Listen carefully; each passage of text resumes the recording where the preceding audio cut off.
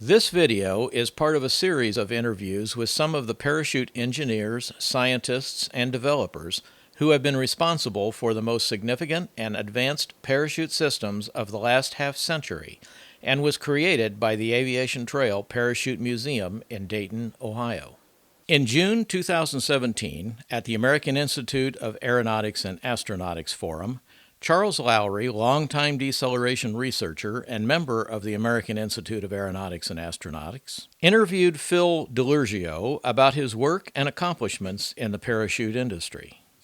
I'm sitting here with Phil Delurgio, my longtime and dear friend in the parachute business and outside. Phil, would you tell us about where you were born and where you live now? I was born in Chicago, Illinois, and moved out to California at the end of World War II, and settled in Glendale, California. I live in Costa Mesa, California now. What was your education and where did you go to school? I went to USC and studying aerospace engineering, and continued on toward working toward a graduate degree in aerospace engineering and an MBA. I never completed either of those. I took courses of interest, and my work pressures at Irving at the time were such that I didn't complete my master's.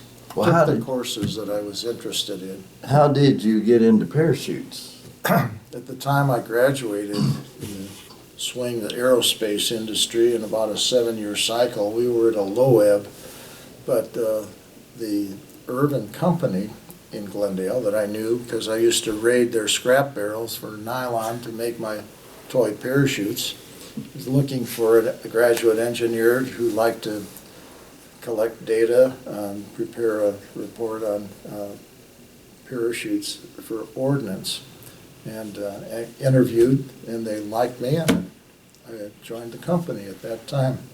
And how long were you with that company?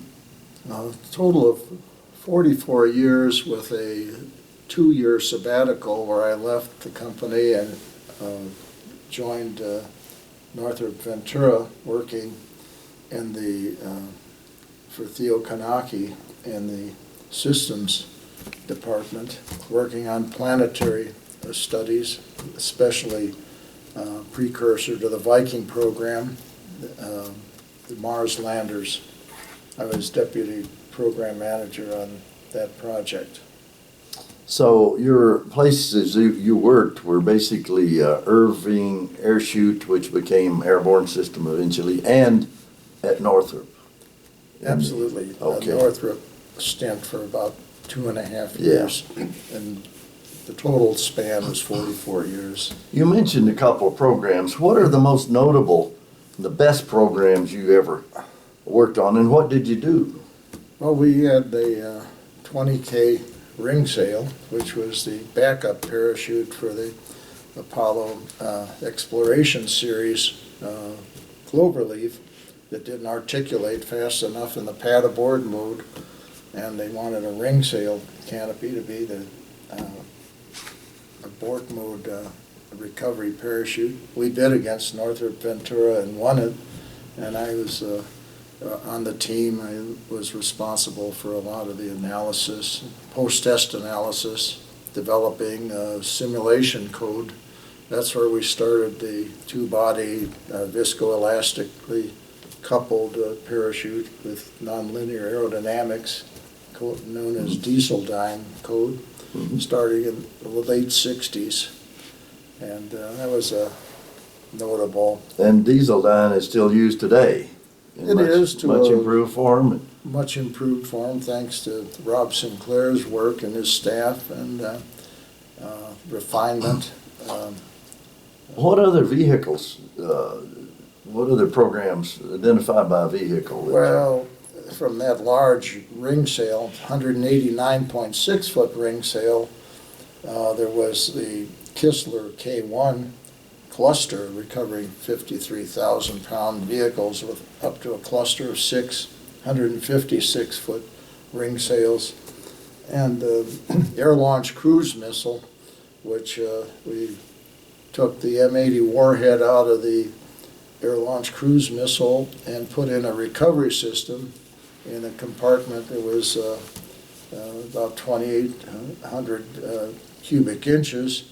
Put 6 parachutes, including a mid-air retrieval parachute for helicopter retrieval after the mission, a flight termination drogue, which if the missile was off course, the range safety officer or chase plane could terminate the deployment, and of course the pilot chutes and the stabilization parachutes after the catch. That was challenging. Planetary programs, the Pioneer Venus parachute, F-111 crew escape module enhancements, where we transitioned from the nylon 70-foot parachute to a Kevlar nylon hybrid, increasing the size of the parachute to accommodate greater capsule weight that started at 2,400 pounds and grew to 3,250 pounds, and still had to land on the same airbag system. Challenging, and many others drogue programs. In all of these programs you worked on, what do you think was your biggest technical challenge?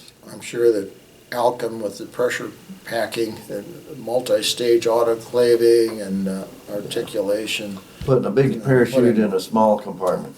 And working with the materials, especially the para-aramids, the Kevlars, before the military specs were developed, working with draft specs and putting them into working structural forms to accomplish the task.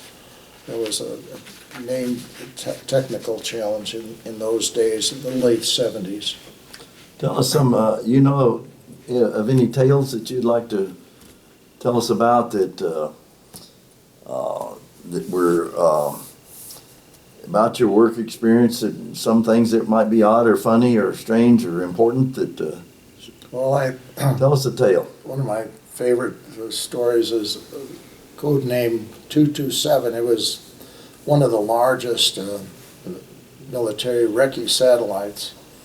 I won't mention the name, but it was after the Discoverer catch in the Mark V evolution. The military NRO was putting together a very large capsule, and the contractor was having trouble with the first stage parachute, which happened to be at the time a balut. It wasn't a very challenging requirement. It was only Mach 1.5 at 60,000 feet. So I had worked with some of the people, the aerodynamicists at Mac Air St. Louis, and the senior aerodynamicist in parachutes asked me, Phil, how fast can you give us a drogue that will perform at Mach 1.5, 60,000 feet with this weight, and it has to be mortar deployed in this size? And I gave him an estimated time of 2 weeks. And he was shocked. He said, no, I want you to lay out a program for us for me to carry back to our A-level managers, because we're in serious trouble now. If we have to accomplish this recovery, we don't have a drogue now. But I had a model shop working for me at the time, which had top-notch sewers. We could get into any aspect of inventory and machines and designers. We could prototype and get it in there. In 2 weeks, he came back. We were packed in the mortar. We were deployed at out of a F4E out of the Mac Air Edwards Center, and we came inbound 40,000 feet, lit the pipe, accelerated up to 60,000, bled off, right on condition of 60,000, deployed it, and he looked at me, he said, is there anything left of your parachute? I said, if it has a broken stitch, I'll buy you dinner, Max. Well, soon they dropped the parachute off, and saw a vehicle coming across the dry lake bed, brought the parachute in. My God, it's perfect. He put it in the suitcase and I never did get my dinner, but anyway. Funny story, but we went on to continue the heritage of Irving, and all military recce satellites from the Discoverer up through codename 227 were with Irving parachutes. They probably expected 2-week delivery every time, didn't they? Close to that. What was the proudest moment in your career? Well, I was very pleased that I was nominated and received the Knacke Award for the work of a hard endeavor through many years. So that was probably the highlight, the proudest moment of my career. What people did you most enjoy working with, and who did you most admire in the business? Well, in the early days, Steve mentioned the aviation trail in the Dave Gold Museum. I was mentored by Dave Gold, who was on staff at Irving at the time. And he was my early leader, told me how to design a parachute and all. But out of the aerospace satellite office, there was Henry Epley that you knew very well in your career. Henry Epley taught me a lot of the ropes of the parachutes, the inner design secrets and all, and many others that I admired work for, and people that worked for me. But, Henry Epley was one of the German fellows that was brought over after the war. The Germans were so far ahead of the rest of the world in the parachute technology, and he came over and was chief engineer at Irving, and he later went on to aerospace. Right. Corporation. But, we have to admire Theo Knacke, who was the father of the parachute system. When Dr. Heinrich was the technology leader, Theo was the systems engineer that put all the pieces together, and I admired him for his bringing over as a paper clipper all the works from the Fallschirm Institute. I was a bookworm, and I get to read some of his journals and all. It was really classic analytical work on the opening theory, closed form solutions. But Theo was a great compiler, and he did so much for our industry to put us on the map at the system level. Tell us about how it was, what it was like when you got into the field, and how you did your job then versus how it's done today. We had slide rules, of course, no computers around, and we had Monroe calculators, and doing a trajectory and the multi-steps was pure drudgery in those days. And then we ground it out, and eventually we got into lower level computers, paper tape machines and all, and breakthroughs. Finally we got our digital processors going, and we really got flying on that. But it was pretty hard pushing a slide rule and a calculator to do trajectory analysis and stress analysis. How about shop practices, sewing up a parachute and then versus now? Has that changed? Largely, the techniques are the same when you get down to it. Other than the material evolution, the multiple needle sewing machines and the art of joining together is what it was like in those days and what it is now. You know, they're magicians, really. What about what's the most important parachute innovation you've seen in your career or participated in?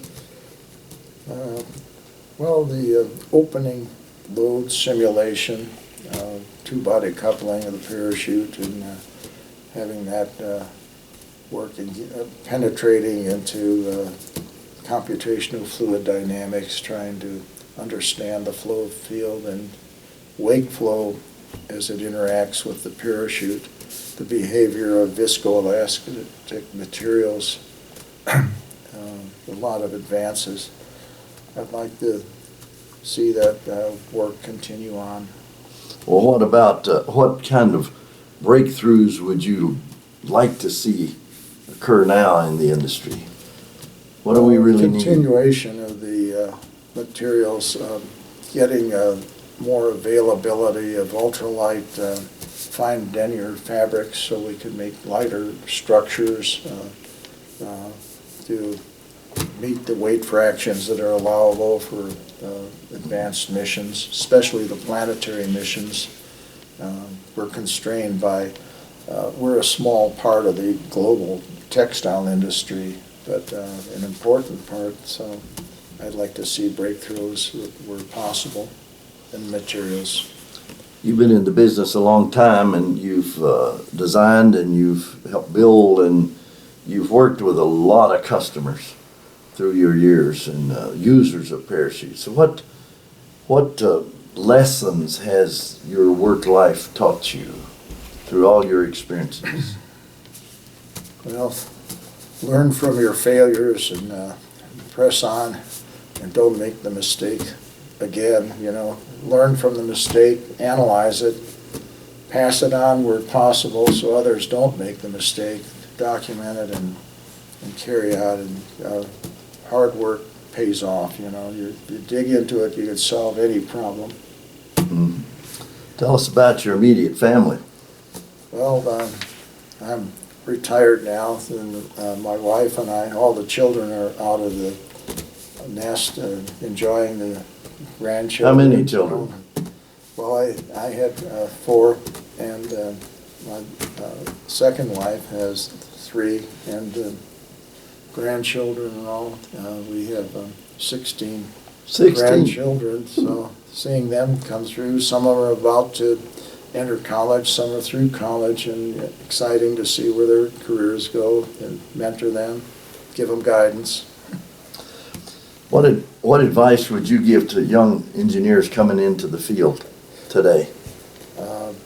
Broaden your base of experience. You know, don't get locked into one discipline. From design, but be a designer, but get into test, help out in the field testing and lab testing, you know, and get into the intricacies of parachutes, how to pack a parachute, what makes it work, and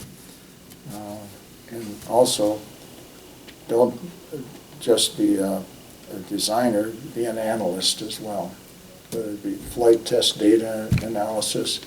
In other words, be well-rounded. Take those steps to broaden out your career, and it'll be rewarding. So we've covered a lot of ground. Is there anything that you'd like to add on something we didn't ask? Well, it's a field with some amazing opportunities out there for the future that I'd like to see people join in and be dedicated to it. You know, like many aspects of aerospace engineering, where the workforce is maturing and out, and we need young blood to come in and learn while the experienced people are here, and to continue on the field. The Aviation Trail Parachute Museum in Dayton, Ohio, tells the story of the development of the freefall parachute from its invention at Dayton's McCook Field after World War I through the vital role the parachute plays today in the decelerator industry and safely landing spacecraft. The museum includes interactive exhibits, artifacts, historic photographs, and films. Aviation Trail Incorporated has developed a self-guided tour of select aviation-related sites that are open to the public in the Dayton area. Aviation Trail's mission is to preserve and promote the Dayton area's unique aviation heritage, beginning with the invention of the airplane by Wilbur and Orville Wright.